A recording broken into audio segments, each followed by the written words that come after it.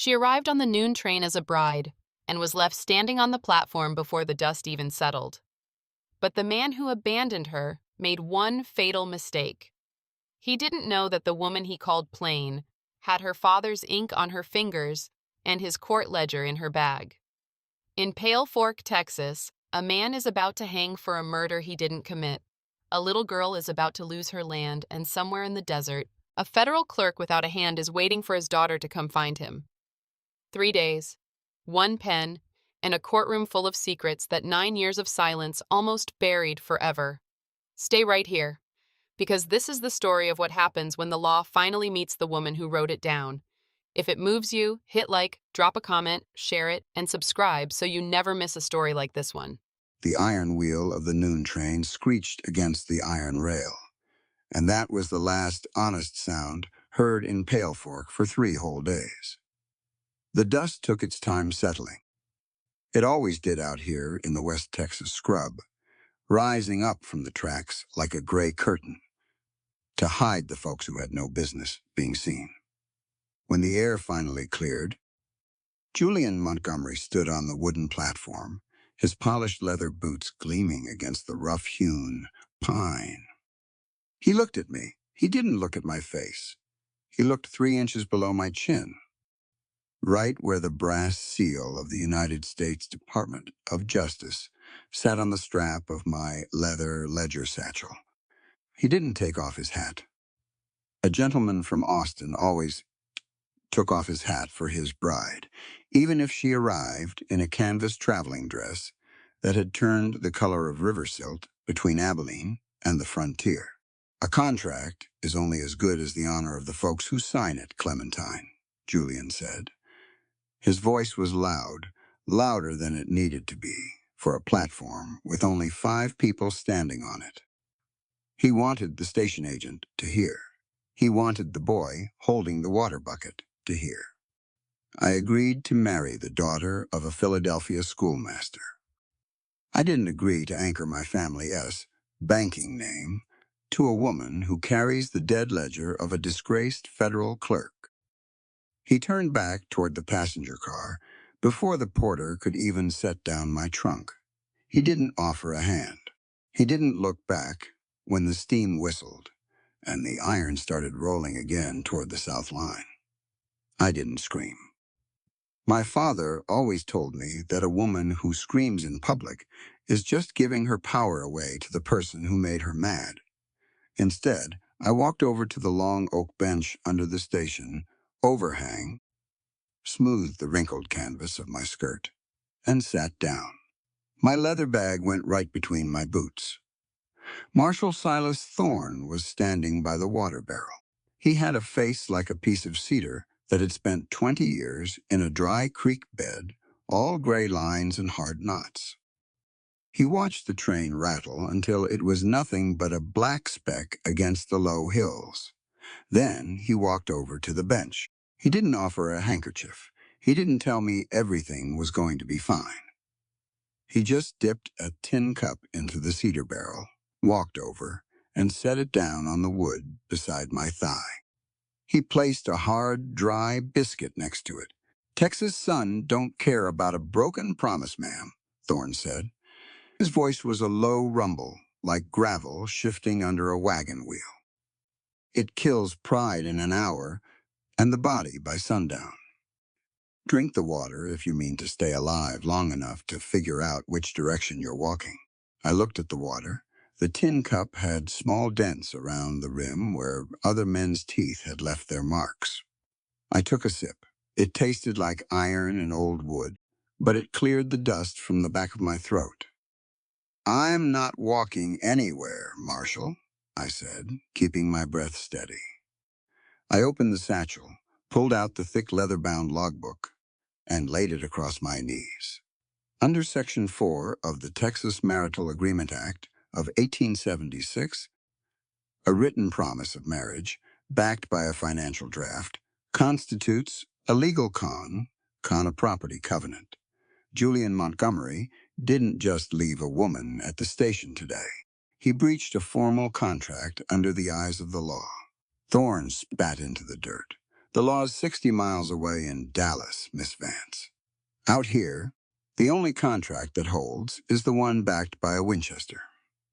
Then, you don't know the law, Marshal, I replied, pointing to the blank lines on my fresh page. A breach of covenant doesn't disappear just because the territory is dry. The Federal Circuit Judge train passes back through Pale Fork in exactly 3 days to check the district logs. I am the appointed clerk for this circuit. I will sit on this very bench, and I will record the default right here on the platform where it occurred. The law isn't a building, sir. It's the record we keep. Thorne looked at the book. His eyes stayed on my hand for a second. Too long not at my fingers, but at the ink stains on my thumb. He knew that ink. He'd have seen it before, 9 years ago, when another clerk, named Elijah Vance, sat in the courthouse down the street and wrote down things that made the powerful men of this town sweat through their wool coats. He didn't say that, though.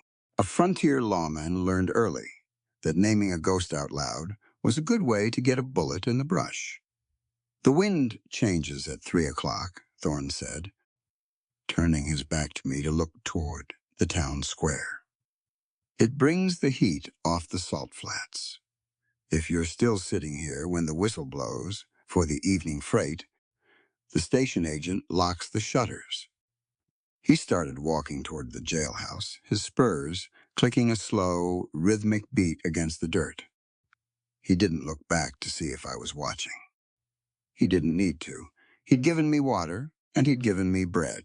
In the language of the chaparral, that meant he wouldn't bury me today, but he wouldn't carry my baggage either. I picked up my pen. My hand was steady, but inside my chest, the silence of Pale Fork was already starting to tighten like a noose. The town was small, maybe 40 chimneys, smoking against the gray sky, but every window I looked at seemed to have a curtain shifting just an inch. They were watching the rejected bride. And through the soles of my shoes, I could feel the rumble of the earth, telling me that the 3 days I spent waiting on the wooden bench wouldn't be about Julian Montgomery at all. They would be about the man who taught me how to write. The courthouse Pale Fork smelled like vinegar and old cedar. They used the vinegar to scrub the tobacco juice off the floorboards, but it never quite reached the corners. It just sat there in the heat, sour and thick, mixing with the scent of men who sweated through their wool coats while waiting for a judge to tell them who owned their cattle or their land. I walked in at 7 on Tuesday morning. The sun was still low enough to cast long yellow rectangles through the tall windows, but the heat was already waiting. It stayed in the rafters overnight, heavy and dry, just waiting for the doors to open so it could drop back down on our necks. The clerk's desk was exactly where I knew it would be. Every courthouse built under the Reconstruction Acts followed the same layout. It was a matter of federal blueprint. The judge sat high on the bench, looking down like Providence. The marshal stood by the door, looking out like the law, and the clerk sat in the corner, right between the two, caught between the word and the gun. I placed my leather satchel on the oak wood. The surface was scarred. Men with pocket knives had carved their initials into the edges over the years while waiting for their deeds to be stamped. But on the far left corner, there was a different kind of mark. It was a smooth, shallow dip in the grain. It was shaped exactly like the curve of a human wrist, worn deep into the oak by years of someone leaning forward, holding a steel-nibbed pen, and writing until the tallow candle burned down to the brass. My father had a mark just like that on his desk in Philadelphia. He used to say, a clerk's true worth wasn't measured by the neatness of his cursive, but by the depth of the groove he left in the wood. It meant he stayed long enough to see the whole story through. I sat down in the high-backed cane chair. The wood groaned under my weight, a dry, hollow sound that echoed in the empty room. "You early, Miss Vance." The voice came from the shadow behind the bench. Thaddeus Vance stepped out into the light. He wasn't a large man, but he carried himself with the stiff, unblinking posture of a schoolmaster who had never been talked back to. His linen shirt was stark white, without a speck of trail dust on it, and his black cravat was knotted tight enough to make the veins in his neck stand out like blue cords. He shared my father's last name, but that was where the kinship ended. My father's people had stayed in the north to build schools. Thaddeus had come to the border to build an empire out of dry dirt and tax foreclosures. "The train doesn't wait for the record, Judge," I said, opening my inkwell. I set the glass bottle down right next to that smooth dip in the wood. "And the record doesn't wait for the court." Thaddeus smiled. It was a thin, bloodless movement of his lips that didn't reach his eyes. "A commendable attitude, but you'll find the pace in Pale Fork moves a bit slower than the eastern circuits. We don't complicate things with too many syllables out here." "The law doesn't care about the speed of the town, sir," I replied, dipping my steel pen into the black ink. "Under Title 13 of the Revised Fed Statutes, every preliminary hearing in a capital case must be recorded syllable for syllable, without summary or omission. If a man is hanging for his last words belong to the archive, not to the judge's memory." Thaddeus walked down the steps from the bench. He stopped, right at the edge of my desk, his shadow falling across my blank page. He looked at my hand. He looked at the way my thumb held the holder, braced against the first knuckle. "Your father held his pen the same way," he said softly. The room seemed to get quieter then. Even the flies on the window pane stopped buzzing. Elijah was a stubborn man, he thought. If he wrote a thing down in his book, it became as solid as stone. He forgot that stone can be broken, Miss Vance, and paper can be burned. I didn't look up from the page. I kept my eyes on the blue lines. "Paper is harder to get rid of than you think, Judge. You can burn the book, but the ink leaves a shadow on the wood underneath." "My father taught me that too." He didn't answer. He just turned and walked back to his chambers, his boots making no sound at all on the vinegar-scrubbed floorboards. By 9 o'clock, the room was full. The townspeople didn't come for justice. They came for the show. In a town with 40 chimneys, a murder trial was better than a traveling preacher. They packed the benches, their shoulders rubbing together, filling the air with the smell of horse, sweat, dry dung, and cheap tobacco. Marshal Silas Thorne brought the prisoner in through the side door. Jesse Pruitt didn't look like a killer. He looked like a man who had spent his whole life looking at the hind end of a mule. His face was the color of an old boot, lined by the sun and the wind, until his eyes were just dark slits in the leather. He was a black laborer, one of the many who had come north from the Brazos after the war to cut cedar and dig wells for the white cattlemen. His shirt was clean, but it was frayed at the cuffs, and his hands were hooked into his belt, as if he didn't know what to do with them, without a shovel in his grip. Thorne didn't push him. He held Jesse by the elbow, his grip firm but not cruel, and guided him to the wooden bench across from my desk. When Jesse sat down, his boots didn't touch the floor straight. He kept his heels up, ready to move, like a deer that had heard a twig snap in the brush. He looked at Thaddeus, then he looked at Silas Thorne, and then his eyes drifted over to me. He stopped when he saw the book. I didn't move. I kept my nib poised over the paper, but I watched his chest. A man who is about to lie always takes a short, sharp breath right before the question hits him. It's a way of bracing the ribs. Jesse's chest wasn't moving at all. He was holding his air tight and shallow, the way a horse does when it thinks it's about to feel the whip. Thaddeus struck his gavel. The sound was flat, like an axe hitting a dead cottonwood log. "The court of the 10th District is now in session," the judge said. He didn't look at the prisoner. He looked at the back wall over the heads of the crowd. "Case of the territory against Jesse Pruitt. Charge is murder in the first degree. The victim is Samuel Hogue, citizen and landowner." The county prosecutor stood up. He was a young man from Belton with shiny buttons on his vest and a voice like a barking dog. He started talking about blood and knives and the peace of the frontier, his words coming fast and loud, filling the courtroom with noise. I didn't listen to his adjectives. My father always told me that adjectives are just the grease people use to slide a lie past a jury. I listened to the nouns, I listened to the dates, and most of all, I listened to the pauses. Every time the prosecutor mentioned the night of September 2nd, Jesse Pruitt's boots shifted against the floorboards, a dry scraping sound. Scritch. Thaddeus leaned forward. "Prisoner, you have heard the statement. How do you enter your plea?" Jesse didn't look at the judge. He looked right at me, right at the steel point of my pen. His mouth opened, but nothing came out for 3 full seconds. The crowd behind him held its breath.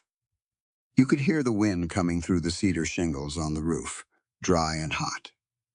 "Not guilty, sir," Jesse said. His voice wasn't loud, but it had a strange, rhythmic cadence to it, the sound of a man who had repeated the same phrase to himself 40 times in the dark. "Old Man Hogue," he fell.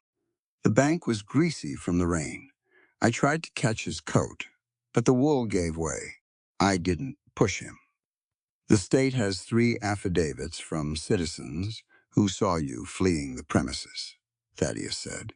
He didn't call for the witnesses to take the stand. He just reached for a stack of papers on his desk.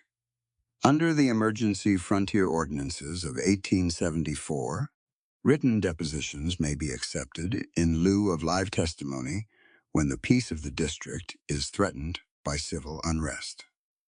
I stopped writing. The steel nib made a sharp, scratching protest against the rag paper. "Judge," I said. My voice wasn't loud, but it stopped the prosecutor mid-stride. Thaddeus looked down at me, his eyebrows drawing together until they met over his nose. "Miss Vance, you are here to record the proceedings, not to participate in them." "Under Article 5 of the Federal Judiciary Act," I said, standing up, so the folks in the back could see the ledger in my hands, "a written deposition cannot be admitted in a capital case unless the clerk verifies the identity of the notary and logs the seal before the prisoner enters his plea. If these papers aren't in my book before you read them, sir, they aren't evidence. They're just rumors with ink on them." The crowd murmured.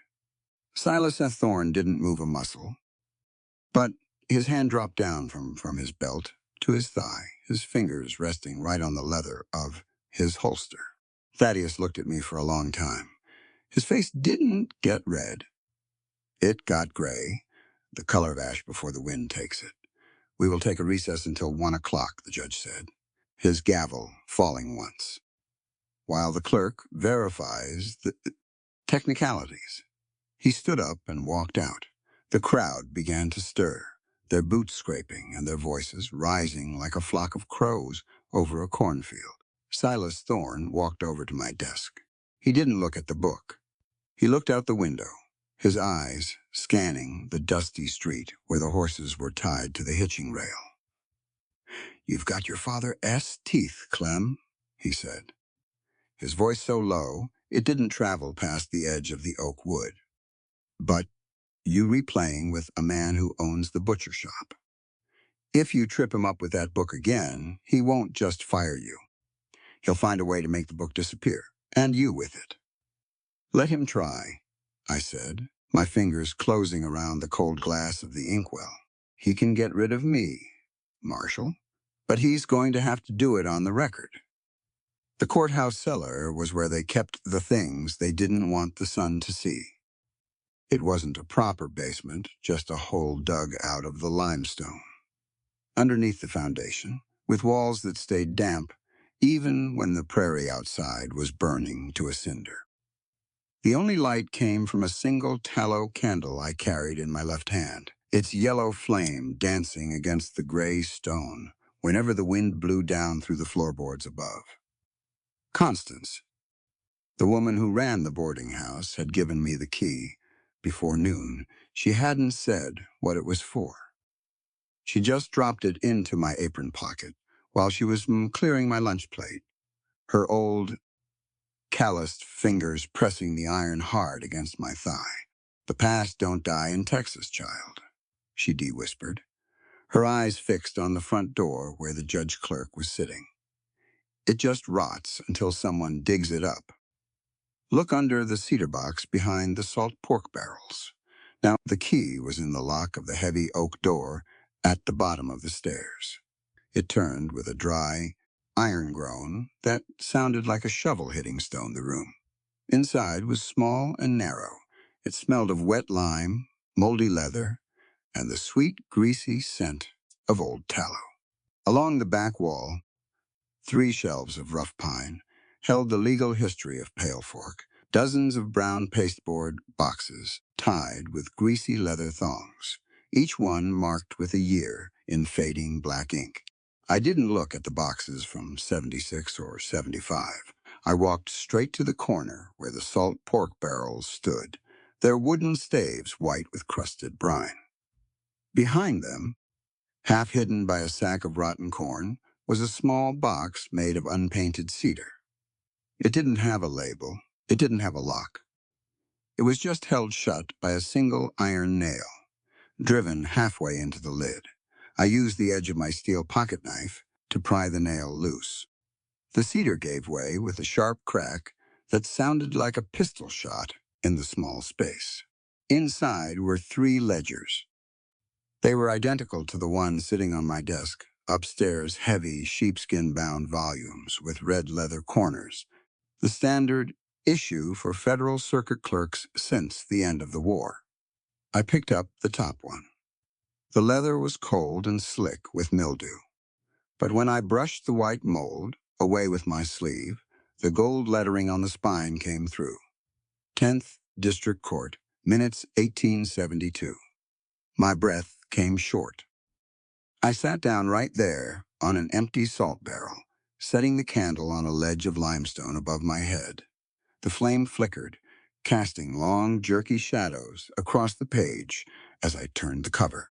The handwriting on the first page made my throat close up. It was a neat, right-leaning script, the letters drawn with a heavy downstroke and a long, sweeping tail on the letter G. It was the hand that had held mine when I was 7 years old, guiding my fingers across the slate in our kitchen in Philadelphia. Elijah Vance, clerk of the circuit. I didn't read the words at first. I just ran my fingertips over the dry ink, feeling the slight ridges the steel pen had left in the paper. 9 years ago, he had sat in the same chair I sat in this morning. He had smelled the same vinegar and cedar. He had looked out at the same dry hills. I turned the pages slowly, my eyes scanning the dry legal prose estray notices, horse thefts, small land disputes between neighbors. Everything was regular. Everything was neat. Then I hit September 14th. The character of the writing changed. The neat schoolmaster-esque script became smaller, tighter, the lines crowded together, as if the writer were trying to fit as many facts as possible into a space that was shrinking by the hour. The case was listed as the territory against John Doe, vagrant. The charge was trespassing on the property of Marcus Webb. I leaned closer to the candle, my eyes following my father's hurried hand. Bigao kai ka mat dai chang chai Webb, de mung hai tang chin. Theo leng kwa tam fan tadeus, không phải lệnh hình sự. Lệnh riêng để làm nhân chứng cho giao dịch đất mà Webb đang từ chối ký. Bigao khai Thaddeus Diktan komatay chuanga. Kiweb tiptok, duchoy. Thaddeus, the sentence, stopped right there, right at the bottom of the page. I turned the leaf over to read the rest. The next page was gone. It hadn't been torn out in a hurry. It had been excised with a razor blade, the cut so clean and straight. It ran right along the inner twine of the binding. A thin sliver of white paper was all that remained, pointing like a finger toward the place where the truth used to be. The page after the cut was written in a different hand, a thick, clumsy scrawl that looked like it had been done with a blunt stick. It said, E. Ward, circuit clerk, departed voluntarily this date, September 28, 1872. Minutes concluded by Thaddeus Vance, judge ex officio. I sat in the dark for a long time, the candle stub burning down until the hot wax began to overflow the lip of the limestone ledge. My father hadn't left Pale Fork voluntarily. He had found something in this room, something about a land deed and a dead man named Marcus Webb, and he had written it down because that was his job. That was the covenant he had made with the government when they gave him the book, and then they had cut the page out. And then they had cut him out with it. You shouldn't be down here, Clem. I didn't jump. I had heard the boots on the stairs 3 minutes ago, the heavy, uneven step of a man whose knees had seen too many miles in a saddle. Marshal Silas Thorne stood in the doorway, his tall frame blocking the little light that came from the upper floor. He had his lantern with him, its tin yellow glare cutting through the moldy air to land right on the sheepskin book on my knees. I didn't try to hide it. I held the ledger up so he could see the clean white edge where the razor had done its work. Who did this? Silas, I asked. I didn't call him Marshal this time. I called him by his name. The way my father used to when they sat on our porch before the world went sideways. Thorne walked into the room, his head tilted slightly to clear the low rafters. He didn't look at the box or the barrels. He stopped 2 feet away from me, hung his lantern on an iron meat hook in the ceiling, and blew out my little candle with a single, short breath. The man who did that is sitting upstairs in the judge's chambers, Clem, Thorne said. His voice was different down here, safer, softer, like he didn't have to maintain the law for the folks on the street. And the man who helped him is standing right in front of you. I stood up from the barrel, the ledger pressed against my ribs like a shield. You were his deputy, Silas. You were the one who was supposed to keep the peace. I kept the peace, Thorne said, and for the first time, I heard the crack in his cedar face. His eyes looked hollow in the lantern light. I kept it by letting them take your father out of the boarding house at 2 o'clock in the morning without a ruckus. I kept it by standing on the platform while they put him on a freight car, bound for the dry country. I reached out and took him by the sleeve of his coat. The wool was rough and greasy under my fingers. Why? He was your friend. He wrote the truth for you. They had Abigail. Clem, Silas said. He didn't look away from my face. He let me hold his coat, his body perfectly still. She was 5 years old then. Her mother was gone, and her grandmother was a Cherokee woman who didn't have a piece of paper to her name. Thaddeus told me if your father didn't sign the voluntary departure log, he'd put the child in the county livestock pen and sell her contract to the silver mines in Chihuahua as an undocumented ward. You don't know what they do to mixed blood children in those mines. Girl, they don't last a winter. He stopped. The room went completely still again, except for the sound of the brine dripping from the salt pork barrels into the mud on the floor. Drip! Drip! Under the Reconstruction Acts, I said, my voice shaking even though I tried to keep it hard. The marshal has the sole power to execute federal warrants against county officials who interfere with court personnel. You had the power to stop him, Silas. You had the law on your side. The law is a fine thing in Philadelphia, Clem, Thorne replied, and he reached down to gently untangle my fingers from his sleeve. His hand was huge, warm, and scarred across the knuckles from some old barroom fight. But out here, the law doesn't have an army behind it. It just has me, and I couldn't trade a 5-year-old girl's life for a page in a clerkess book. He took the sheepskin ledger from my hands, laid it back inside the cedar box, and pushed the iron nail back into the hole with the flat of his thumb. "The afternoon session starts in 20 minutes, he said, picking up his lantern from the hook. "Jess Pruitt is waiting. He knows what happened to Marcus Webb's land, and he knows what happened to your father. If you go back up those stairs and write down what he says, Thaddeus will use those emergency ordinances to lock this town down tight. Nobody goes out, nobody comes in, and the records get rewritten before the mail train arrives." He turned toward the stairs, the yellow light from his lantern swinging across the limestone walls. "Are you coming?" he asked from the dark. I looked at the cedar box by the pork barrels. I looked at my ink-stained thumb. "I'm coming," I said, following his boots up into the heat. "But tell Jessie Pruitt to speak loud, Silas, because I am going to use a fresh nib, and I am going to write every single word." The tin roof of the jailhouse groaned whenever the wind shifted from the south. It was a high, thin sound, like a dry fingernail scraping against a slate board. I sat at my desk after the sun went down. The oil lamp turned low to save the kerosene. The silver star sat on the blotter right next to my inkwell. It was too shiny.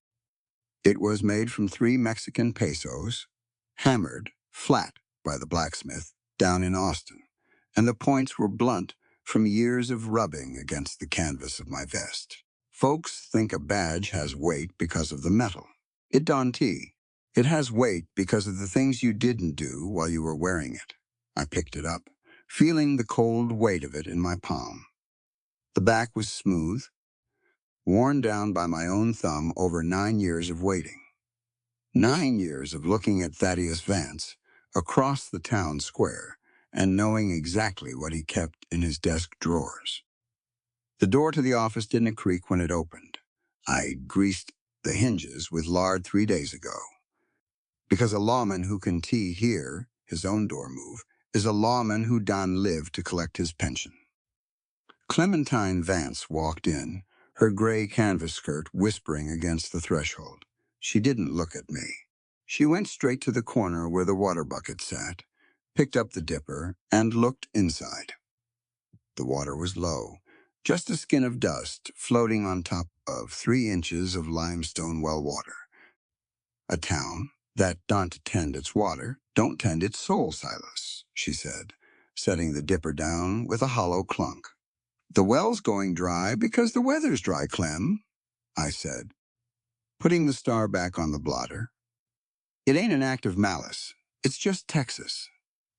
"Everything's an act of something out here," she said, turning her dark eyes toward the desk. She saw the badge. She didn't touch it, but her mouth tightened at the corners the same way her father's did whenever a land shark tried to hand him a fraudulent deed. "You told me down in the cellar that you stayed silent to save Abby. You told me the judge had her in a livestock pen." I leaned back in the split hickory chair, the wood complaining under my shoulder blades. He did. She was 5 years old. Her skin was too dark for the town council, and her grandmother's tongue was too strange for the church folk. Thaddeus knew that. He knew the county court had the sole authority, under the Frontier Guardian Act of 1871, to declare any minor of mixed heritage an unprotected ward if her natural relations couldn't produce a written land title in English. Clementine walked over to the desk, her fingers trailing along the edge of the pine table. "That S, local law, Silas. That S, county grease. Local law is the only law that can hang you before breakfast, Clem, I said, and my voice sounded older than I felt. Under Section 9 of that same act, if a child is declared an unprotected ward, the district judge has the power to assign her labor contract to any commercial enterprise operating within 30 miles of the county line. Thaddeus had 3 wagons from the Chihuahua Mining Company sitting right behind the livery stable. He had the bills of sale already made out. One signature from him, and Abby would have been on a mule train south before the ink on your father's ledger was dry. Clementine stopped moving. Her fingers stayed pinned against the wood. So you traded my father for her. I didn't trade him, I said, looking straight at her, not letting my eyes drop to the desk. Elijah told me to do it. He sat right where you're standing, his boots covered in trail dust, from the line shack, where they'd been holding him.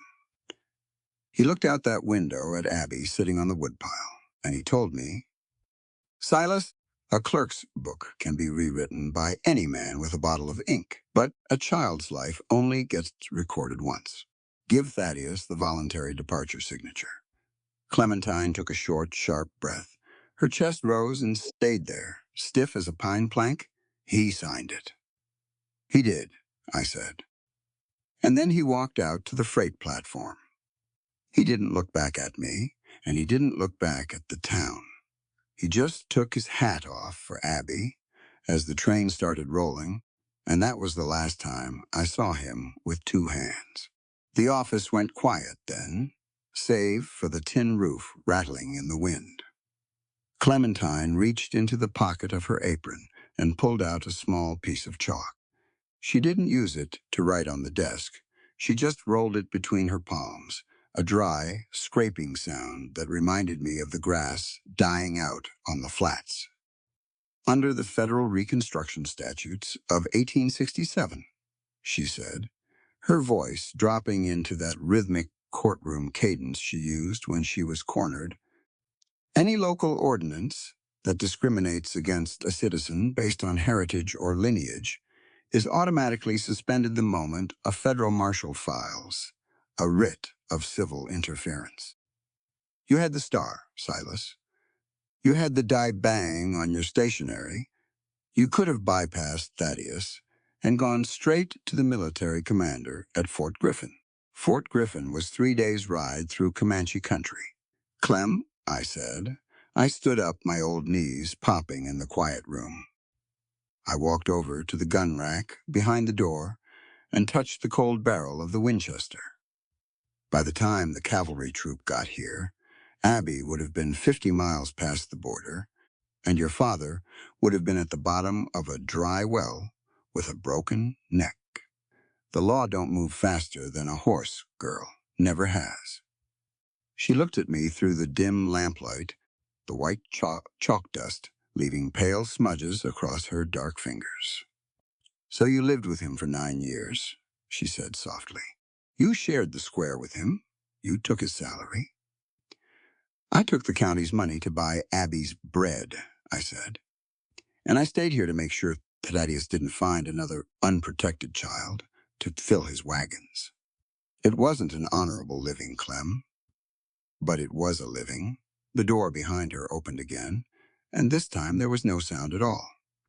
Abigail Sterling stood on the threshold.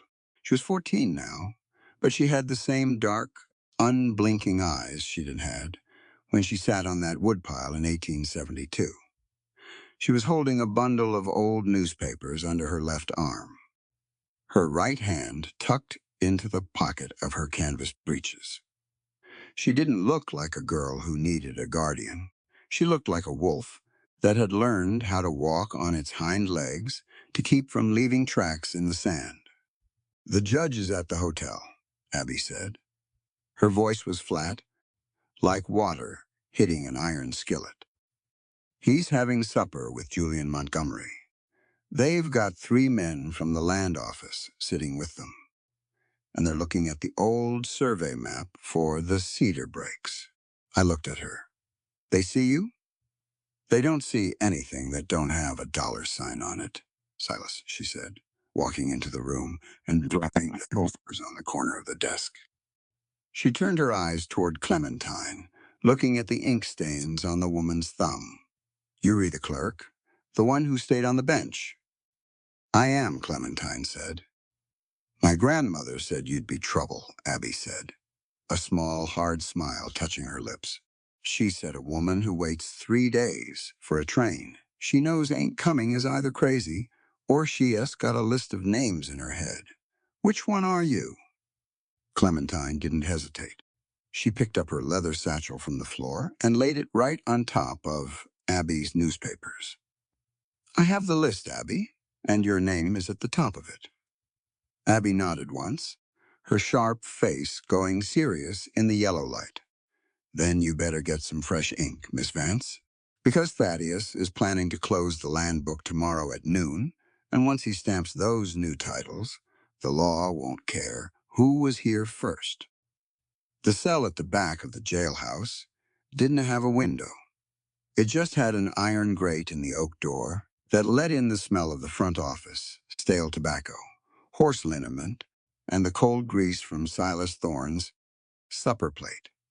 Jesse Pruitt was sitting on the wooden bench, his long legs drawn up until his knees nearly touched his chin. He had a piece of straw between his teeth, but he wasn't chewing it. He was just holding it there, steady, the way a man holds a bit, when he asked, trying to keep his jaw from shaking in the cold. I sat on a three-legged stool on the outside of the bars, my ledger open on my knees. Silas stood by the outer door, his back to us, his silhouette dark against the street lamp outside.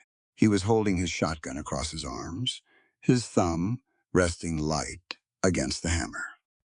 He wasn't watching the prisoner. He was watching the road. "They won't let me speak tomorrow, Miss Vance," Jesse said. His voice was low, a dry whisper that barely made it through the iron grate. "Thaddeus," he told my lawyer, "that a man of my color don't have the legal capacity to contradict a written affidavit from a property owner." He said it was a matter of public policy to preserve the peace of the county. I dipped my pen into the small inkwell I'd tied to my apron string with a piece of twine. "Under Section 1 of the Civil Rights Act of 1875, Jesse, every citizen of the United States has the same right in every state and territory to make and enforce contracts, to sue, be parties, and give evidence. The local policy of Pale Fork cannot override an act of Congress. If you speak into this room, it goes into this book, and once it's in this book, it belongs to the federal record." Jesse laughed, a short, dry sound that had no mirth in it. "Congress is a long way off, ma'am. Out here, the only thing that belongs to me is the dirt under my fingernails, and Thaddeus is trying to take that too. Tell me about the night." "Samuel Hogue died," I said, my pen ready over the blue lines. Jesse shifted his boots against the straw on the floor. Scritch.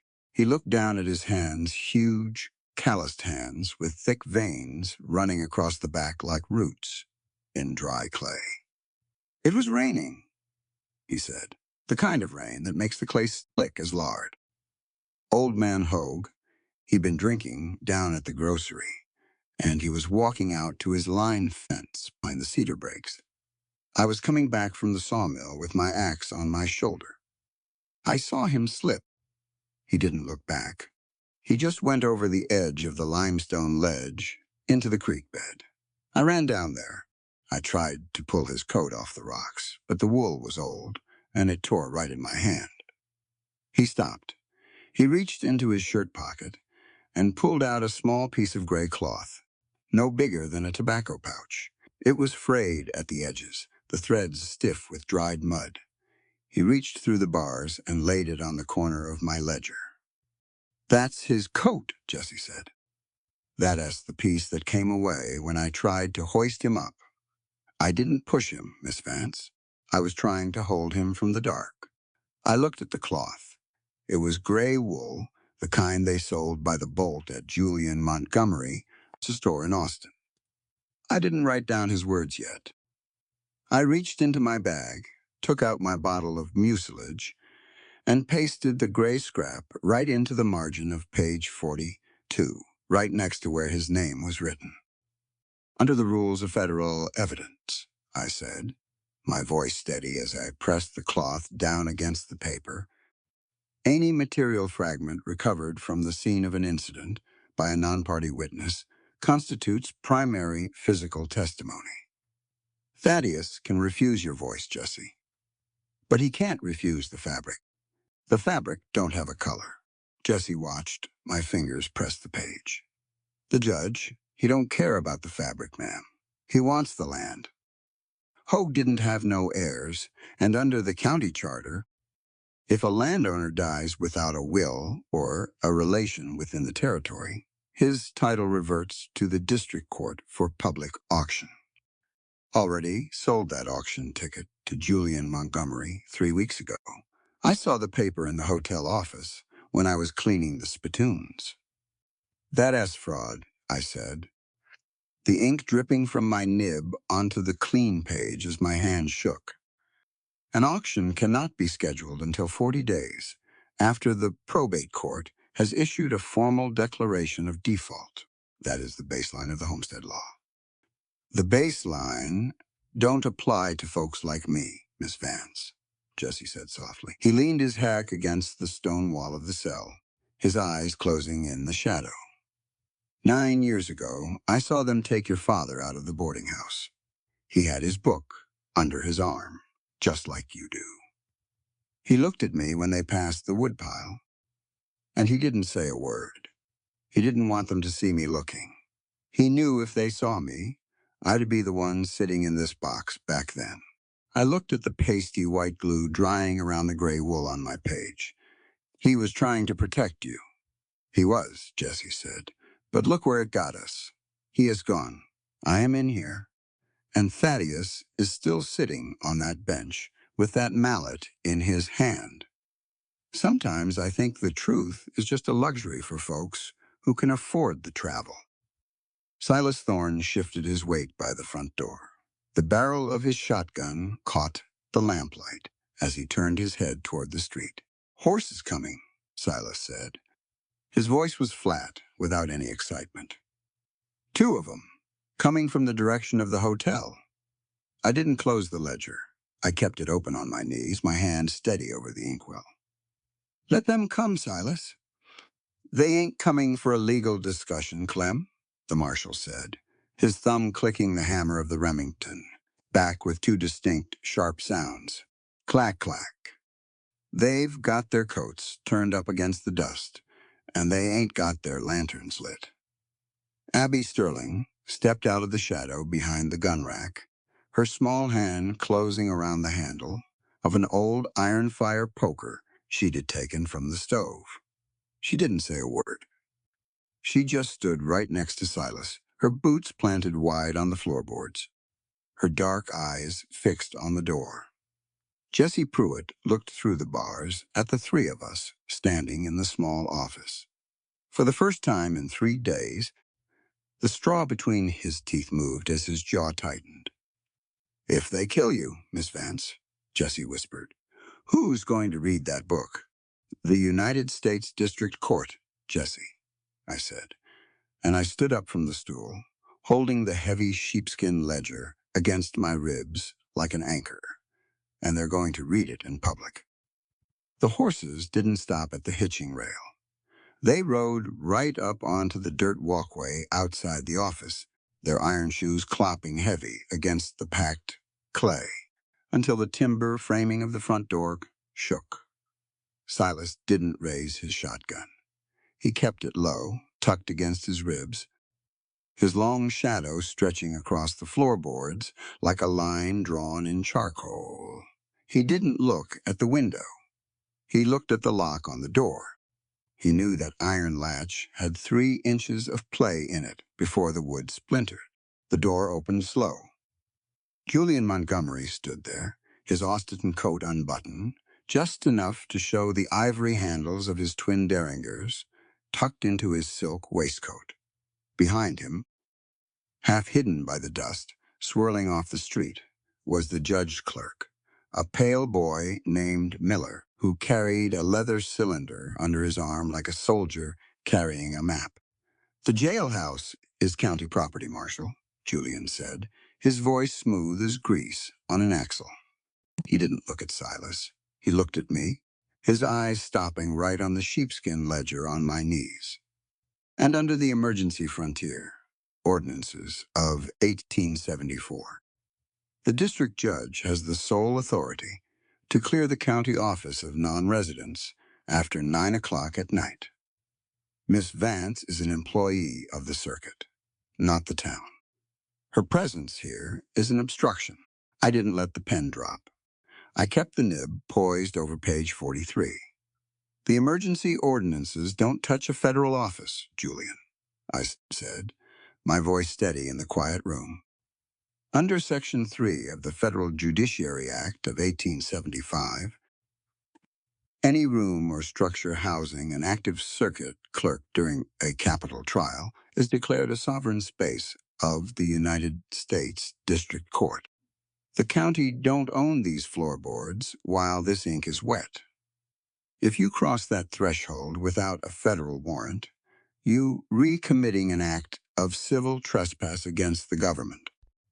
Julian smiled, but his hand stayed right where his waistcoat split.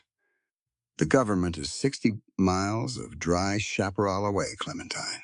Out here, the law is what Thaddeus Vance says it is on the morning docket."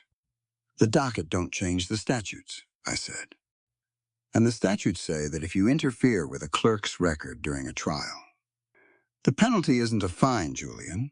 It has a mandatory 5 years in the federal penitentiary at Leavenworth. You can check that under the anti-intimidation covenants of the Reconstruction Acts. Go ahead and look at Miller's cylinder. He has got the books in there." The pale boy behind Julian shifted his feet. His leather cylinder rattled against his belt. He looked at Julian, then he looked at Silas Thorne's shotgun, and then he took one step back into the dark of the walkway. He was a town boy. He knew that a federal penitentiary didn't have no county grease to slick the bars. Julian didn't move, but his eyes got small, the way a horse's eyes get when it's about to kick through the traces. "You be a long way from Philadelphia, Clem. A book don't protect a woman when the wind changes." "It protects her just fine," Silas said from the door. He didn't lift the Remington, but his thumb made a small, distinct click as he adjusted the hammer. "And so do I." Julian looked at Silas for 3 long seconds. He didn't look at the gun. He looked at the marshal's eyes.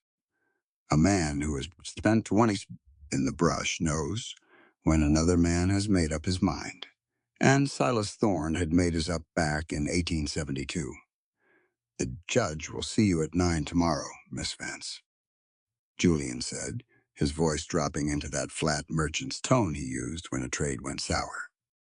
"Bring your book, every single page of it." He turned and walked back to his horse. The iron shoes clattered off the walkway, the sound fading into the dry rattle of the wind through the cedar brakes. Silas waited until the dust settled before he closed the door. He didn't slide the bolt. He just stood there, his back against the oak wood, his breath coming even and slow through his nose. Abby Sterling came out from behind the desk, the iron fire poker still held tight in her right hand. Her knuckles were white, the skin stretched thin over the bone. She walked over to the bench where I sat, her dark eyes looking down at the ledger. "He was trying to buy the cedar brakes," Abby said. She didn't look at me. She looked at the margin of the page, where the gray cloth of Samuel Hoge's coat was pasted. "The judge told him my grandmother don't have the legal status to hold the deed because she ain't a registered citizen under the state charter of 1876. They're going to put her land on the courthouse block tomorrow at noon." She sat down on the floorboards, right next to my boots, her canvas breeches covered in gray dust from the woodpile. She laid the iron poker across her knees, her fingers tracing the rust on the metal. "Miss Clementine," she whispered, her voice dropping into that low, sharp cadence that sounded like her grandmother. "As tongue, you need to marry my daddy, Silas." The room went completely quiet then. Even Jesse Pruitt stopped, shifting his boots in the cell behind us. I looked down at her, my pen still held over the page, the ink drying into a hard black crust on the steel nib. "Abby," I said softly, "marriage isn't a strategy for a courtroom." "It is under the law, ma'am," Abby said, looking up at me, her sharp face perfectly serious in the yellow oil lamp glare. "Under the Texas Homestead Exemption Act of 1876, a single lawman cannot claim head of household guardianship over a minor of mixed heritage to secure her family property titles from a county foreclosure. The law says a household must have a woman of legal status inside it to qualify for the Family Protection Clause. If you marry him, you are the head clerk of the circuit. Your status is federal. Thaddeus can't touch my grandmother's land if the marshal's house is an official federal residence under the Homestead Covenant. I looked over at Silas. He hadn't moved from the door. His face was still in the shadow, but his hand was gripping the barrel of his shotgun. So tight the veins in his forearm stood out like blue ropes. "She's just telling you the truth, Clem," Silas said from the dark. "I read the statute in the Judge S. library 3 years ago. A family unit under Section 10 of the Homestead Act has an absolute immunity from county land grabs if one of the contract parties is a sworn officer of the court. I didn't ask you when you got off the train because Julian Montgomery was standing there with an Austin contract in his pocket. But Julian's gone now, and the child's land is still on the block." I looked back down at Abby. She was 14 years old, and she was talking about contracts and covenants, because that was the only language that could keep her out of a livestock wagon. She had learned the law from the outside, the way a deer learns where the fences are by the scars on its legs. "I don't have a wedding gown, Abby," I said, my voice catching on the syllables. "Just this gray canvas. The law don't care about the fabric." "Miss Vance," Abby said, a small, hard smile touching her dark lips as she repeated my own words back to me, "the fabric don't have a color. It just needs your name on the line." I turned the page of the ledger to a fresh sheet. I didn't write a marriage contract, not yet. I wrote Abby's name at the top of page 44, and below it, I wrote the words, "Application for Homestead Guardianship under the Federal Reconstruction Covenants." "We'll do the record tomorrow before the bua hits the wood, Silas," I said, looking up into the shadow by the door. "But we aren't doing it for Julian Montgomery, and we aren't doing it for Thaddeus Vance. We're redoing it so this can sleep in her own bed." Silas Thorne nodded once, his hat tilting forward until his eyes disappeared completely into the shade. "Tomorrow, then," he said, "before the sun gets past the stables." The road to the line shack didn't have no markers. It was just a thin ribbon of red sand that ran between the limestone bluffs, 12 dam north of Pale Fork, where the cedar brakes grew so thick the sun couldn't reach the grass. Silas rode ahead, his big bay horse picking its way through the loose rock without any hurry. I followed behind him on the mule.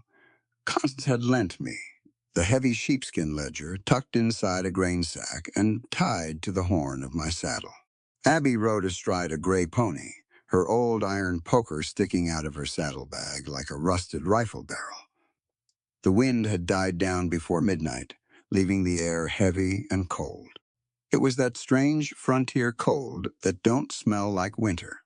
It smells like wet stone and dead leaves, the scent of places that haven't seen an open fire in 50 years. We reached the shack at 3 in the morning. It wasn't much more than an old buffalo hunter's camp, 3 walls of stacked limestone and a roof made of cedar poles and dirt. A small trickle of gray smoke was coming through the turf roof, so thin it looked like a cobweb hanging in the cedar branches above. Silas got down from his horse first. He didn't pull his Winchester from the scabbard, but he kept his hand flat against the stock as he walked up to the low-hide door. "Elijah," he called out into the quiet. "It's a Silas. I brought Clem." A chair scraped inside the dark. A slow, dragging step came toward the door, the sound of a man who didn't have no reason to move fast because nobody had called his name in 9 long years. The hide pulled back. Elijah Vance stood in the opening. He was only 49, but his hair was as white as the alkali crust on the salt flats, and his spectacles were held together at the bridge by a piece of greasy buckskin twine. He wore an old Union Army coat that had lost all its blue to the sun, the wool frayed into gray rags around his knees. He looked at me. His eyes were small behind the thick glass of his spectacles, but they stayed steady on my face. He didn't reach out. He didn't say my name. He just looked at the way I held my chin, the way my father used to when he was looking at an error in a land ledger. "You've got ink on your cuff, Clementine," he said. His voice was smaller than I remembered, thinner, like a reed that had dried out in the sun. But it had that same Philadelphia accent, that clean, northern cadence that didn't belong in the red sand of Texas. "It's federal ink, Father," I said, stepping off the mule. My knees were stiff from the 12-dom ride, but I walked straight up to the threshold of the shack. "It don't scrub out." He looked down at my hands. Then, very slow, he pulled his own right arm out from the sleeve of his gray coat. The arm ended at the wrist. The skin was gathered into a hard white knot of scar tissue, shaped like the root of an old cedar tree that had been chopped away by a dull axe. The hand that had taught me how to write, the hand that had signed the federal minutes for the 10th District Court of Texas, was gone. I didn't scream. I didn't cry. The dark of the canyon was too big for that kind of noise. I just reached out and touched the white scar with the tip of my index finger, feeling the cold, hard ridges of the old tissue. "Thaddeus didn't do it, Clem," Elijah said softly, looking over my head at Silas Thorne, who was standing by the horses with his hat in his hand. "I did it myself, 3 days after they put me off the freight car at the line station." "Why, Father?" I whispered. "Because a clerk's hand is a dangerous thing when it is afraid," he said, turning back into the dark of the shack and motioning for us to follow. "Thaddeus told me that if I ever came back to Pale Fork, or if I ever wrote down the name of Marcus Webb's true heir on a piece of paper, he'd find you in Philadelphia and tell the school board that your father was a convicted embezzler who died in a territorial prison." He had the papers already drawn up, Clem. He had my signature on them, the ones I signed, while they had the rope around my neck at the Chwangua. He sat down on a 3-legged stool by the small hearth where 2 cedar knots were burning down to gray ash. He reached with his left hand, his only hand, and picked up a tin pot from the stones, pouring 3 fingers of black coffee into a chipped clay cup. "Under the Federal Document Protection Act of 1868, Elijah said, his left hand perfectly steady as he set the pot down, "a forged signature on a public record is legally nullified the moment the natural writer files an affidavit of non-execution before an active clerk of the circuit. But an affidavit requires a hand to write it, Clementine, and it requires a clerk to sign it. I didn't think Thaddeus could find a clerk out here who would dare open the 1872 book." I took the grain sack off my shoulder. pulled out the sheepskin ledger and laid it right across his knees. The white edge where the razor had cut out, page 84, looked like a bone showing through a wound in the yellow firelight. "The book is open, Father," I said, "and I am the clerk." Elijah looked at the missing page. He ran his left thumb along the clean, straight edge left by the razor. "Silas told you about Abby?" "He told me," I said. "Under Section 14 of the Reconstruction Act," Elijah said, looking up at Abby, who was standing by the door with her iron poker held against her thigh, "the property rights of a minor of mixed heritage cannot be voided by a state court if the original land grant was signed by a federal surveyor prior to 1870. Marcus Webb was a federal surveyor, Clem. He gave that land to Abby's grandfather because they'd been in the same regiment at Vicksburg. The deed is written in the margin of the 1869 logbook in Austin. Thaddeus knows that.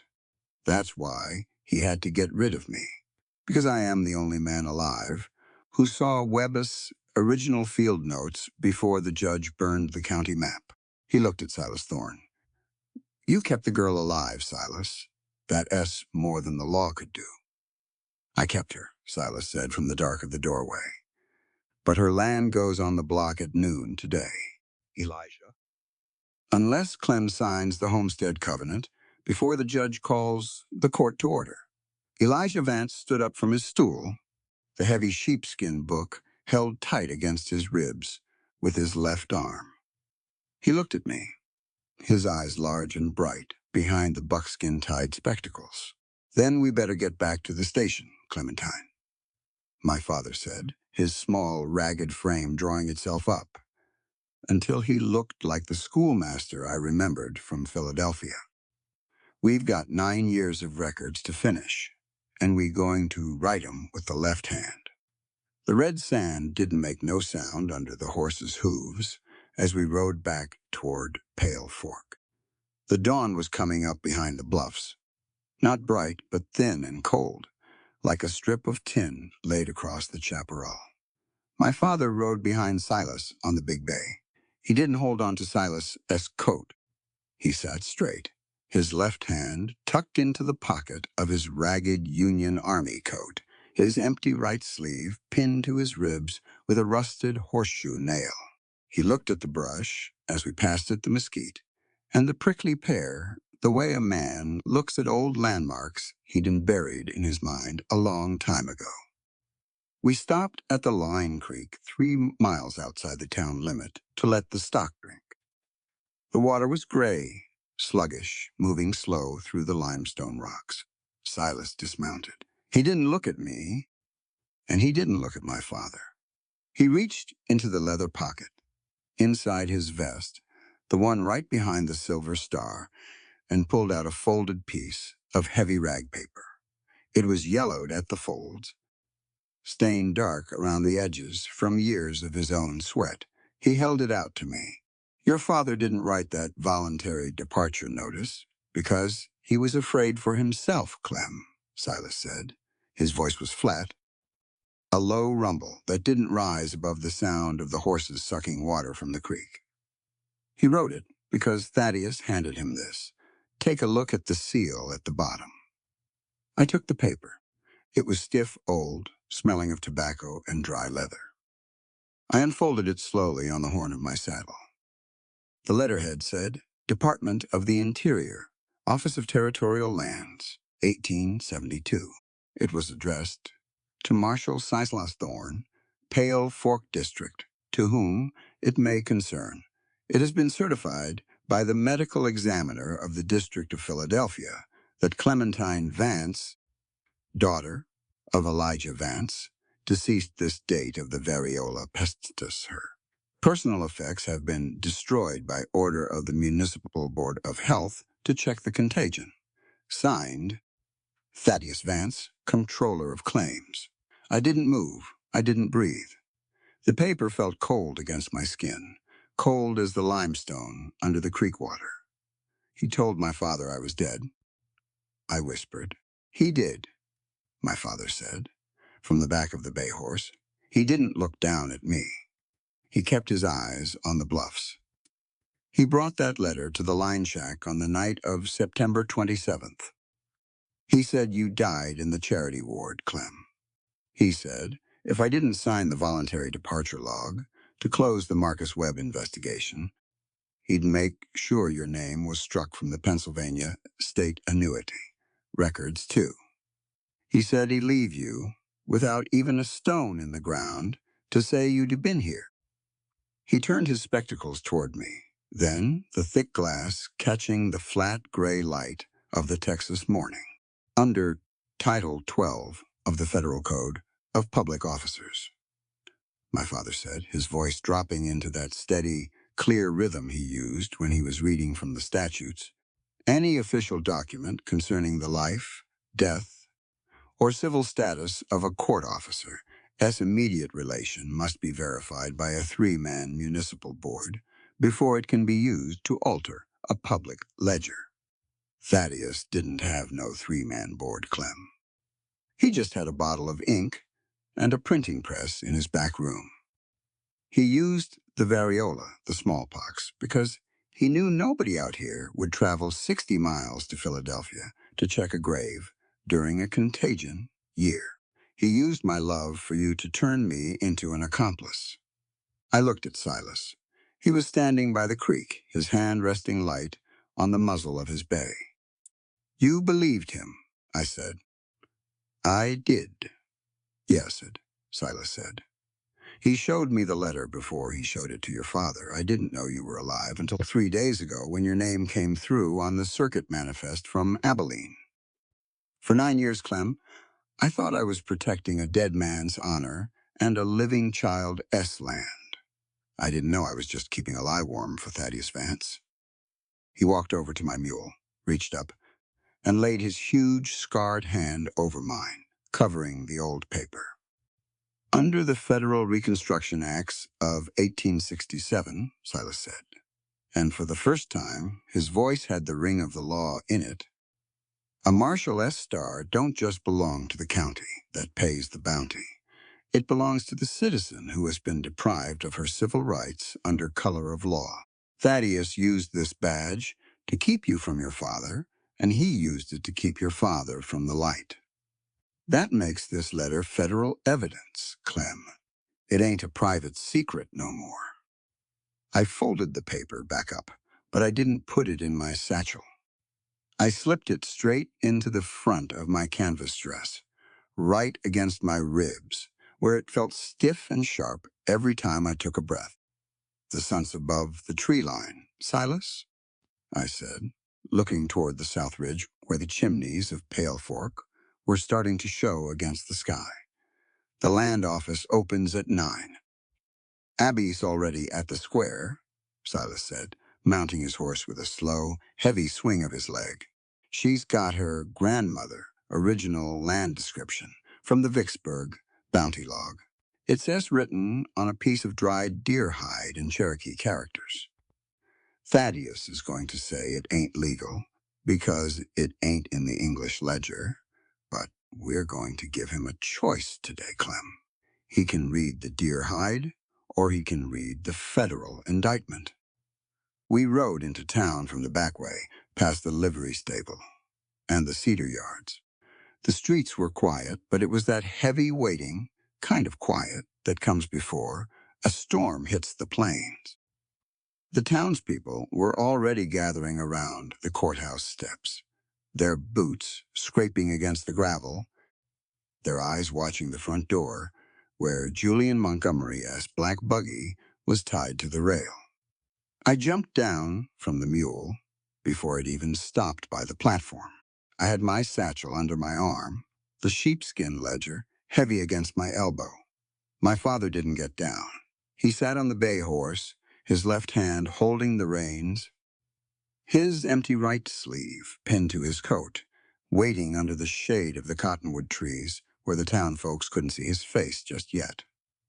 Keep the book close, Clem, Silas whispered as we walked up the wooden steps of the courthouse together. His star was pinned back on his vest, but it didn't look like the county's badge today. It looked like something he'd forged out of his own skin. He's going to call the docket early to beat the mail train. Let him call it, I said, my hand closing around the brass latch of the door. The record is already written.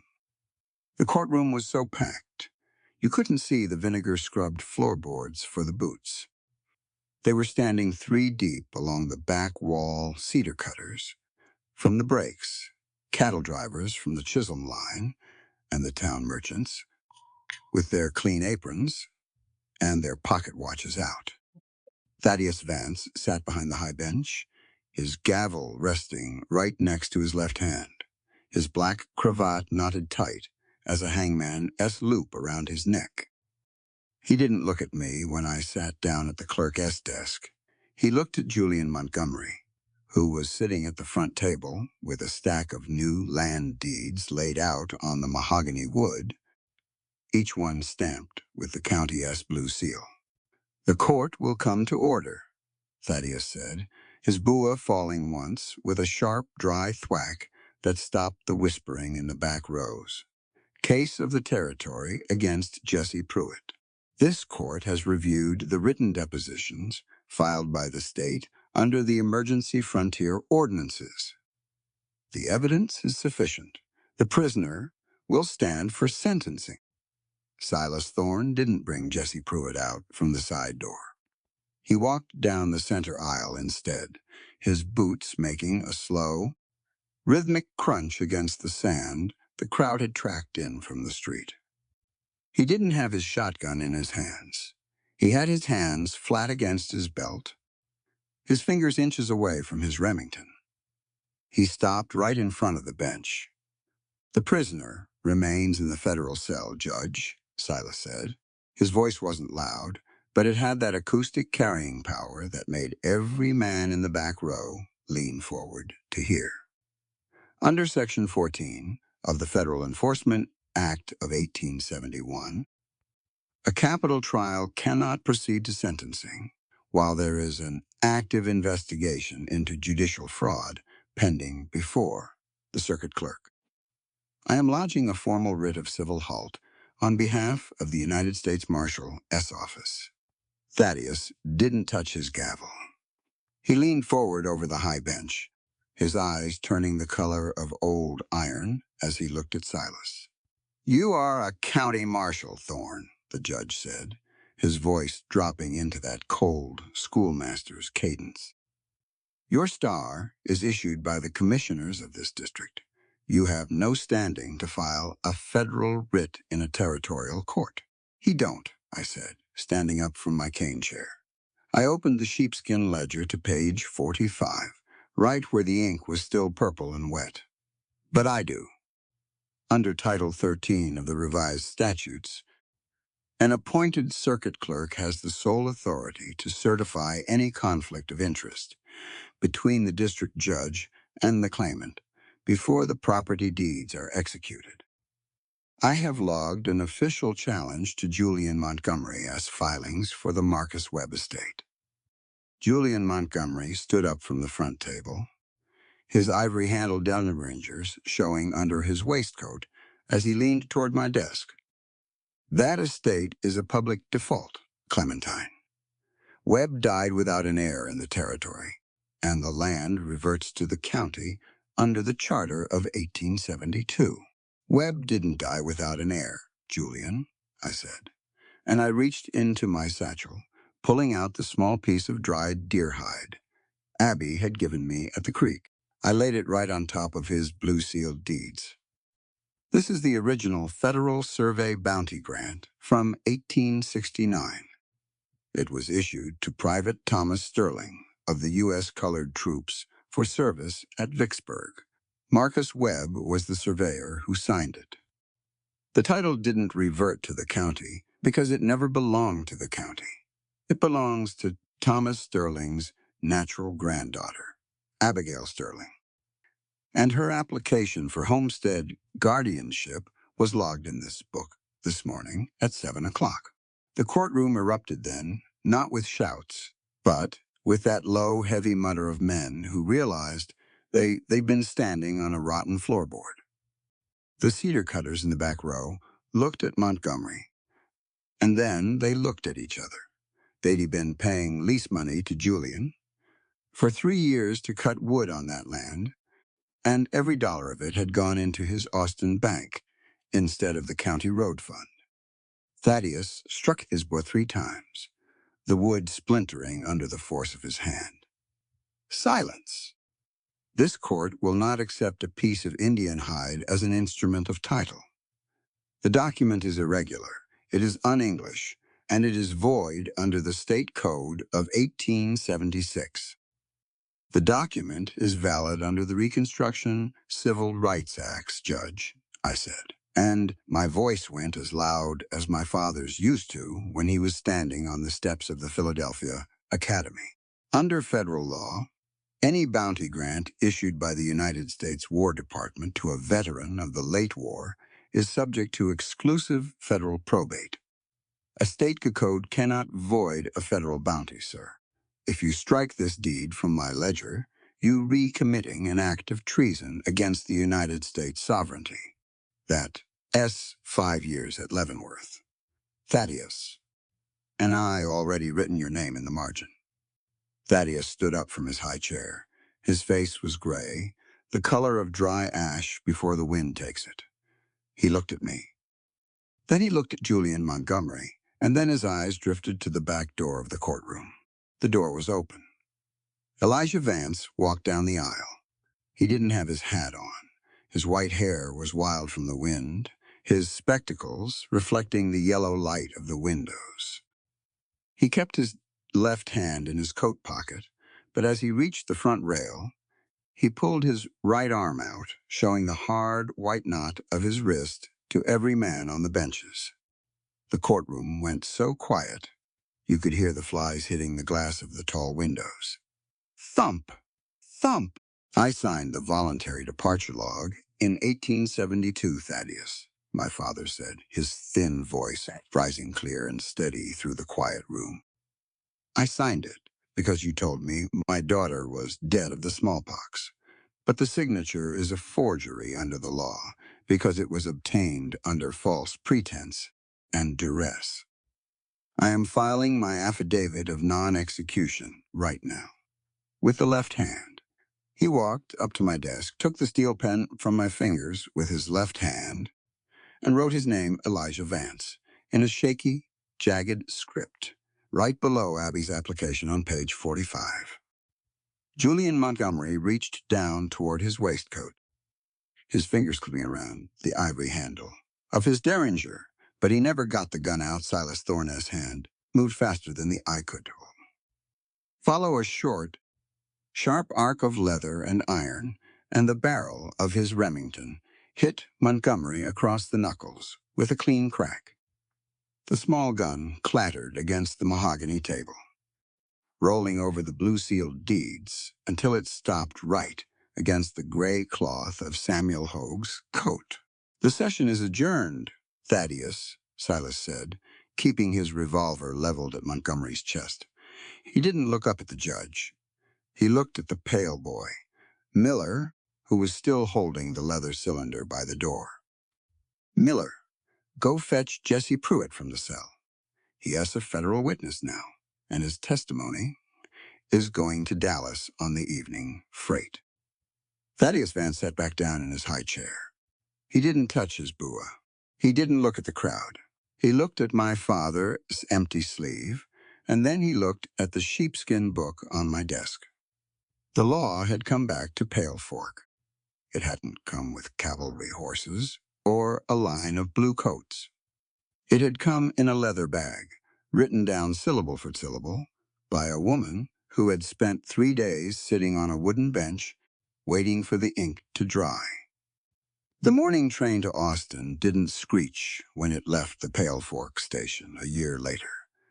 It just rolled out, steady and heavy, its iron wheels leaving a low, rhythmic thrum in the pine platform, long after the last car had vanished into the cedar breaks. The dust didn't rise like a curtain this time.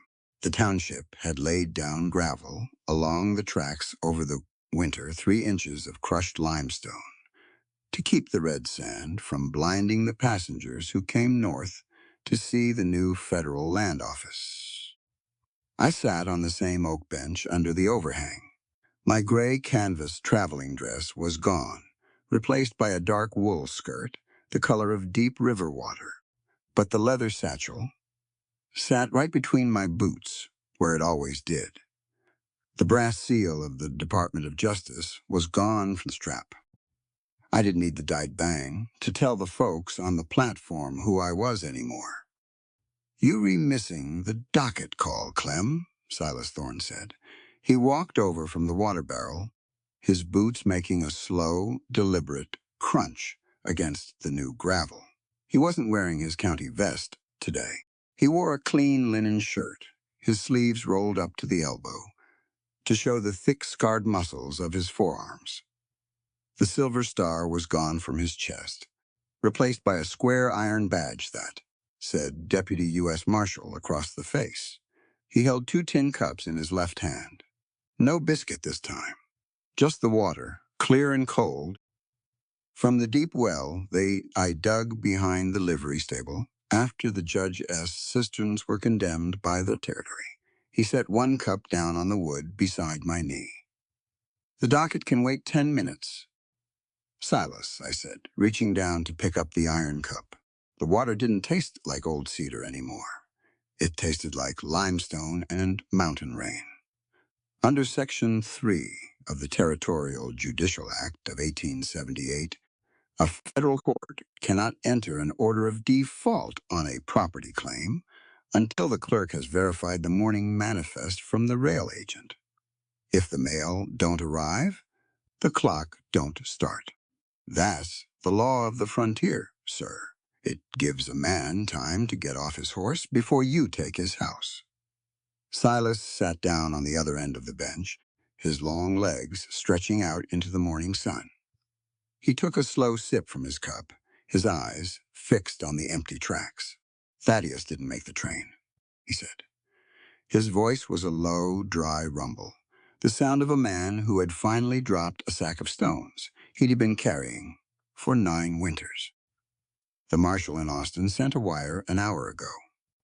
The federal grand jury returned the true bill on 62 counts of deed alteration under the Enforcement Acts. They're retransferring him to the penitentiary at Huntsville before the circuit judge even sits for the autumn term." I didn't answer. I looked down at my hand, resting on the leather of my bag. My thumb was still dark around the knuckle, not from trail dirt, but from the purple ink of the federal record book. It was a permanent mark now, the kind that don't scrub out with vinegar or lye. "He asked for his Bible before they put him in the wagon," Silas added, his hat tilting forward against the glare. "The deputy said he wanted to read the Book of Covenants." "He should have read the statutes," I said, keeping my breath even. Under the Federal Anti-Spoliation Act, if a public officer destroys or excises a single leaf from an official record to hide a fraudulent transaction, the law don't just void the transaction, Silas. It presumes the worst against the man who held the knife. It's called omnia presumuntur contra spoliatorum. Everything is presumed against the destroyer. He spent 9 years thinking he'd cut my father out of the book, but all he did was write his own indictment in the empty space. Silas turned his head toward me, the lines around his eyes softening into something that looked almost like peace. "Your father's already at the schoolhouse, Clem." He got Abby sitting on the bench with the 1869 land manual. "Is she reading?" "She's reading," Silas said, a small, genuine smile touching his weathered face. "And she's using the left hand to turn the pages, just to show him she knows how it's done." We stood up together then, the tin cups catching the white light of the noon sun as we set them down on the wooden bench. We didn't hold hands as we walked across the square toward the courthouse that wasn't our way. We walked side by side, our shoulders nearly touching, our boots hitting the gravel in the same steady, unhurried rhythm. The town of Pale Fork looked different under the new sun. There were 45 chimneys now, and the curtains in the windows didn't shift when the law walked past. The people looked us in the eye from their wagons, not with fear, but with that cautious, quiet respect men give to a fence that they know is built straight and true. Jesse Pruitt was standing by the livery stable door, his long arms resting over the wooden rail, as his mule ate corn from a canvas bag. He had a clean shirt on, the cuffs buttoned tight around his big, dark wrists, and his hat was pushed back to let the wind hit his forehead. He didn't call out. He just lifted his right hand, his thumb doused in the same black ink as mine, and gave us a slow, silent nod as we crossed the dirt street. He was a free man under a federal bond. Now, his name recorded on page 45 of the permanent minutes as the prime witness for the sovereignty of the territory. The local council couldn't tuck away his voice anymore because his voice had been woven into the fabric of the state archive. And the state archive didn't belong to the men who owned the saloon. We walked up the steps of the courthouse, the vinegar smell gone from the timber, replaced by the scent of fresh pine sawdust and linseed oil, where the new clerk's office had been built. The desk in the corner was the same oak table from 1872, but the scarred edges had been planed down until the wood looked yellow and clean again. Only that smooth, shallow dip on the left corner remained the curve, where my father's ass wrist had rested during his long years in the dark. I sat down in the high-backed cane chair, the wood groaning its old, familiar greeting under my weight. Abigail Sterling was already there, sitting on a three-legged stool, right next to the window where the breeze came through the cottonwood trees. She had her grandmother, best-dried, deer-hide, laid out across her knees, her finger trailing along the old Cherokee characters that recorded the boundary lines of the cedar breaks. The surveyor from Austin came by at 8, Abby said. She didn't look up from the hide. She spoke with that flat, sharp cadence she'd taken from the law books. He said, "The federal map is official now, Miss Clementine. The entries listed as the Sterling homestead under Section 10 of the Reconstruction Covenant. He said nobody can file an adverse claim against this dirt for 99 years. That's the statute of limitations for a military bounty." "Abby," I said, opening my fresh inkwell and setting the steel holder down right in the middle of that smooth groove in the oak. "Under the veteran protection clauses, if a title is granted by the War Department for service in the field, it holds an absolute immunity against any local forfeiture or tax sale until the third generation has passed line of descent. Your grandmother don't need to ask Julian Montgomery for a lease anymore. The government is her landlord now, and the government don't charge interest on a soldier's blood." Abby looked up from the hide, her dark eyes reflecting the green leaves of the cottonwoods outside. She looked at me, then she looked at Silas Thorne, who was standing by the door with his hands flat against his iron badge. "My grandmother told me to give you this," Abby said, reaching into the pocket of her canvas breeches and pulling out a small silver coin. It wasn't a peso. It was an old silver dime from the Philadelphia Mint, worn smooth until you couldn't see the Lady S face anymore. She said it S for the fee. "What fee, child?" I asked. "The marriage record fee," Abby said, her sharp face going completely still as she looked between the two of us. "The law says a contract must have a filing fee logged in the daybook to make the covenant binding against the county. If you don't take the silver, Miss Clementine, Thaddeus's lawyers will say the household ain't official when they argue the appeal in Dallas next month." I looked at Silas. He didn't move from the door, but his head tilted down just an inch, his eyes fixed on the silver dime in the girl's small hand. "Take the coin, Clem," Silas said softly from the shadow. "The law likes a clean ledger." I reached out and took the silver from Abby's palm. It felt warm, smooth, carrying the heat of the child's skin into my own ink-stained fingers. I didn't drop it into the cash box.